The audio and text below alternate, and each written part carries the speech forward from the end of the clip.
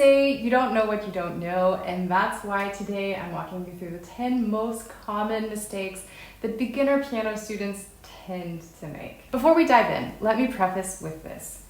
It is inevitable to make mistakes when you're learning any new skill. They're just part of the journey, and we have to accept that that's part of the process.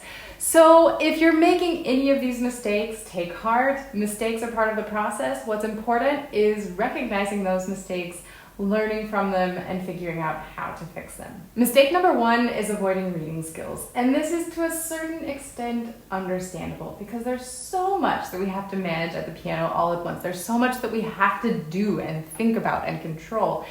And reading, on top of all of the playing and coordinating and counting and rhythm and everything else, sometimes feels a bit overwhelming, especially if we try to skip a few steps and kind of skip ahead to things that maybe are more interesting to learn, that are definitely beyond your reading skills if you've never learned to read music before. However, if any of that rings a bell for you, if you notice that you really struggle with your reading skills, I want you to promise me that you're going to approach this intentionally. There is a systematic way to approach reading music, and if you need any help finding resources, my email address is in the description below. Send me an email and I can send you all kinds of ideas on how to get started and how to make progress with this important skill.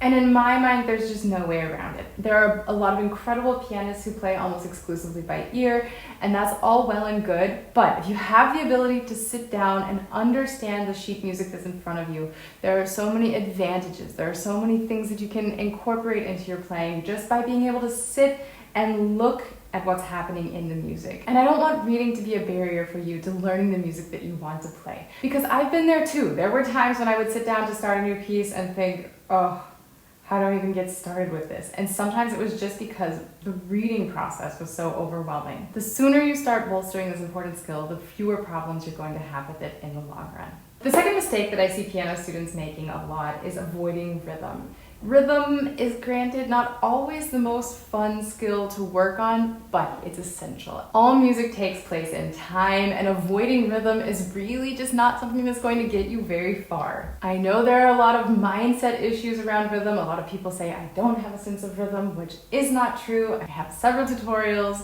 breaking down step by step how rhythm works, why everyone does have rhythm. And if this is something that you've been struggling with, be sure to check those out because everyone does have a sense of rhythm. And it's just a matter of harnessing that rhythm and learning how to capture it so that you can reproduce it at the piano. This actually doesn't take a lot of steps. It's actually not something that has to be really crazy and complicated and take up a lot of your time. You can do this with the pieces that you're already learning. Check out the tutorials that I've listed below and follow up with me if you have any other questions. The third mistake piano students make, particularly as beginners, is they like to avoid their scales. And this one I can understand to an extent because I, as a younger student, also didn't like playing scales. However, there is so much to be gleaned. There's so much to be earned from practicing scales. And I get it. It's not really an immediate win that you can apply in your playing. By practicing scales, it really, for a long time, just feels like an exercise that you're supposed to do somehow. And it's hard to see how that's going to relate back to making actual progress in your pieces at the piano. However, long term, I promise you, it is worth the time, it is worth the effort. It's going to help you find your way around the piano more automatically. It's going to help you develop your coordination. It's going to help you understand the keys of the pieces that you're playing in. It's going to help you understand chords better and how those are built. I promise this is not something you can afford to skip over. The fourth mistake and our final avoidance for this video is coordination. A lot of students put off developing the coordination between their hands. There's so much that goes into playing piano and there's so much complex activity, and there are a lot of students who tell me that they just aren't able to play hands together, which just strike that from your vocabulary. I do not accept anyone coming to me and saying, I just cannot do this. That's just not true. You absolutely can. You're just not breaking things into small enough chunks. I have an entire tutorial with 40 exercises that walk you through the different phases of developing your coordination. And if you go through all of those and you work through them slowly and intentionally, then you're going to develop that coordination that you need over time bit by bit, just in a few minutes in each practice session, you'll really start to develop that important skill, and you're going to be able to sit down and play anything, and coordination doesn't have to be a barrier to entry for you. The fifth mistake that beginner piano students make is skipping over the fundamentals. And look, nobody wants to start playing the piano by playing Twinkle Twinkle Little Star, and you don't have to. Don't worry, that's not something that you have to do unless you really want to, unless that's your jam. But you cannot gloss over the essential skills that go into playing the piano. You simply can't long-term afford to not put in consistent time on these important skills. This is somehow maybe a little bit of a summary of points 1 through 4, but it goes a little bit deeper than that, and it makes sense. I get it, I understand you. You didn't start learning the piano because you want to, again, be able to play Twinkle Twinkle Little Star. Maybe there is a Beethoven piano sonata that you want to play. Maybe there's a piece from Bach that you've always adored and that you just really want to be able to play. And yeah, the beginning feels very far removed from those things, from those lofty goals, from those dreams of just sitting down and making the music that you love listening to so much. However, if you skip over those essential skills, you're going to have to make up the difference at some point. And it's much better to just put in the time in the beginning, bit by bit, so that you over time develop really strong, reliable essential skills at the piano, so that when you get to those dream pieces, you don't have to backtrack and learn a bunch of exercises that make you feel like you haven't made progress on anything. Because of course, you're going to make progress, and just dedicate yourself to learning essential skills early on. To me, the most important elements of learning to play the piano are, for starters, just finding our way around the keys, getting really comfortable. If you've been playing for over a year and you still have to stop and think, where is E on the piano? Things like that, you can't afford to do that. You have to really iron those things out from the very beginning. You need to be developing technique and listening to your body and learning the basics, the essential elements of how to move around at the piano. I would love for everyone to do a bit of ear training and to try playing by ear, just so that you can do bits and pieces. It also is really great for reinforcing memory. Your reading skills, we've already mentioned, cannot be understated how important reading skills are. Same goes for rhythm, same goes for coordination, and all of those things add up to being able to sit down at the piano and play really confidently and musically. I've developed an entire program around developing these essential skills in a systematic way, so that you have specific exercises you can go to every time you sit down at the piano. And in the program, I also walk you through how to use your pieces, how to use repertoire to actually make progress on each of those skills in every single practice session. Again, if that sounds interesting, send me an email and I'll get you more information. In contrast to some of the points that we've seen before, mistake number 6 is trying to perfect technique too soon. Whatever that even means, because I have been playing the piano for a quarter century and I do not feel like I have perfected piano technique. I've heard from some students that they need to learn all of Hanon before they really try to practice music that they actually enjoy. I've heard a lot of piano students say they need to learn this many books of Czerny or this many exercises or this many whatever, and don't do that to yourself. I have, again, an entire tutorial on how to turn your music that you love, music that you really want to play, into exercises that can help bolster and develop your technique. Of course, exercises have a time and place. Of course, there are things in technique that we need to pay attention to. But this is not I'm not even going to try playing music that really interests me until I have perfected technique. If you approach playing the piano in that way, it's going to take you so long to actually enjoy the process of playing. There's so much music that you can use in order to develop your technique and enjoy the process along the way. And for me, that's just so much more valuable than any other preconceived ideas you may have heard or been told you should do about piano technique. This is something you're going to develop over time. You're going to have takeaways from every single piece of repertoire that you learn, and you do not need to perfect your technique before you really try to play music that you love. Mistake number 7 is trying to do too much at once. And you might notice all of these mistakes have something in common. They're all, at the root of all of these mistakes is just really, really wanting to be able to make the music that you really want to be able to make. And then, instead of being patient with the process and going step by step and learning a few pieces at a time and a few techniques at a time, You try to do everything all at once. You get shiny object syndrome. Oh, I want to learn that. Oh, I want to learn that. Oh, I want to learn that. Oh, I want to learn that. And you take on too much at once. If you have a lot of time to dedicate to practicing, of course you're going to be able to take on more, but there is such a thing as too much. We only have capacity for learning so many things at once.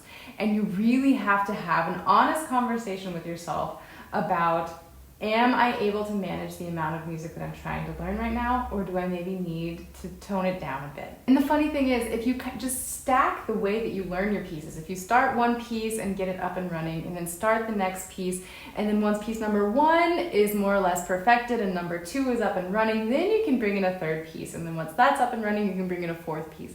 And if you just kind of interweave things like that, you're going to learn so much faster than trying to do 4 new pieces all at once. It's going to feel overwhelming.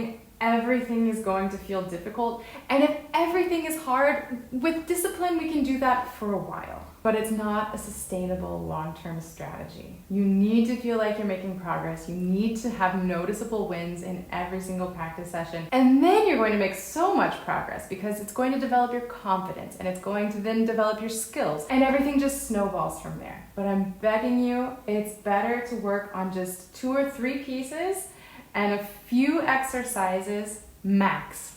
This is maximum. And most of the pieces should be at your level, or maybe one slightly above, one slightly below. And it's okay to have one stretch piece, one thing that you know is a really long-term project. Learning how to balance pieces and how to structure your practice, that's another discussion for another day.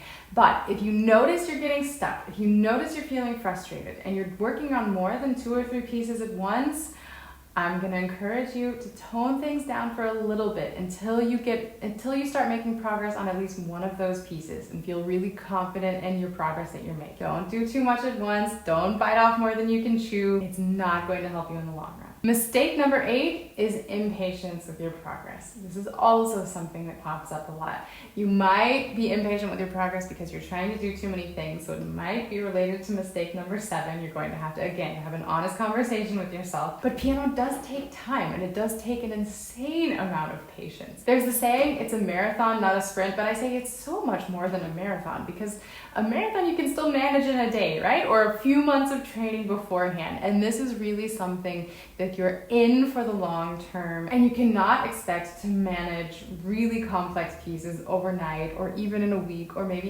even in a few weeks. You have to start with things that are approachable for you. If you want those big stretch pieces, you have to accept that it's going to take even longer. And the key here is, if you get frustrated, don't quit and start something new unless you really feel like it's beyond your capabilities. But what I'll see happen a lot is students will start a piece, they'll maybe even make really good progress on it for a while, and then they go to put it hands together, and that feels really difficult, and then they start to get shiny object syndrome, and instead of dedicating just a few more weeks to that piece, they hop over to another piece and then get frustrated there, and then hop to another piece and get frustrated there. And there's always, I promise you, I want you to bookmark this video and come back if you're struggling with a piece, because there's always a point in a piece where you feel like, I can't see this thing anymore, I just don't want to do it anymore, and that is when you're so close to cracking the code. It's every single time students come to me and they're frustrated, it's not getting better, it's not getting better. I tell them, it is getting better, you're not noticing your progress. And there's always this, everyone hits this wall. And if you can just be a little more persistent when you hit that point, progress is really just right around the corner. So if this is you, I want you to bookmark this video, come back in 6 weeks, and tell me what your experiences were. I'm going to encourage you to, if you've hit that point with a piece, stick with it for 3 more weeks, 4 more weeks, whatever the case may be.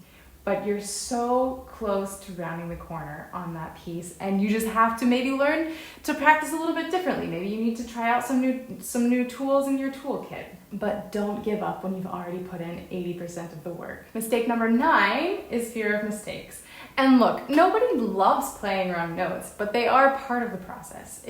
You're never, ever, ever going to learn an entire piece without playing a single wrong note. It's just not going to happen. It's never happened to me. It's never happened to anyone I've known. And if you can, you're probably not learning pieces that are difficult enough for you. Mistakes are part of the process. What you need to keep an eye out for is making the same mistakes over and over again. And then you're just practicing mistakes. And then you're building mistakes into your playing.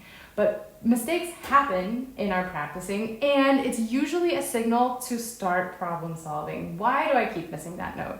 Maybe it's your fingering. Maybe the fingering that you're using isn't working for you. Maybe you're not using the fingering that you think you're using. So really, mistakes are just a signal that something needs to be improved in our playing. It's a natural part of the process. As long as you don't make the same mistake 5 times in a row, they're not the end of the world. Even if you do make them 5 times in a row, it's not the end of the world. And you use them as a guide to figure out how to take your playing to the next level. The 10th mistake that piano students make is trying to figure it all out on their own. Of course, you can learn a lot on your own. There are so many resources. There's so much on YouTube. There are so many blogs. There are so many different things that you can use online in particular that can really help you understand how to get started, how to start learning, where to turn, what to do. There are a lot of really incredible resources out there. But like I said at the beginning, you don't know what you don't know. If you have someone who can guide you, who understands the process, who understands the things that you need to learn, who can give you food for thought, who can give you answers to questions that you didn't even know you should be asking, and this type of feedback and this type of guidance is just invaluable. Maybe in your town or your region you don't have access to piano teachers. Maybe financially it's not the ideal time for you. That's why I make these resources. There are also so many other piano teachers who provide information like this online, and there absolutely is a time and place for that. But if you're in a position to work with someone in a one-on-one setting, or at least an online pre-recorded type situation that really systematically leads you through the different skills that you need to be practicing and developing over time, you're going to feel a lot more grounded in your progress. You're not going to feel like you're just kind of floating alone out at sea and hoping you're headed towards the right place. If you're interested in working with me, I have a lot of different workshops and different things that I arrange for students. I also offer one-on-one lessons. I have some online courses and online materials. If you're interested in any of that, there's more information in the description below, or as always, just send me an email and I'm happy to get back to you. But I want you to know that you're not alone in this journey. I've got you, I'm here for you, I'm here to support you in any way that I can. And I'm wishing you all the best. I'm cheering for you from afar. As always, until next time, happy practicing.